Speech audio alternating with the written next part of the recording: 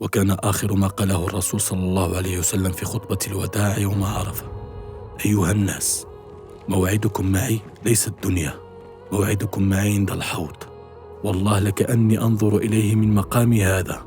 أيها الناس، والله ما الفقر أخشى عليكم، ولكن أخشى عليكم الدنيا، أن تنافسوها كما تنافسها الذين من قبلكم فتهلككم كما أهلكتهم. أيها الناس، الصلاة الصلاة، الصلاة الصلاة، الله الله في الصلاة. أيها الناس، اتقوا الله في النساء، اتقوا الله في النساء، أوصيكم بالنساء خيرا.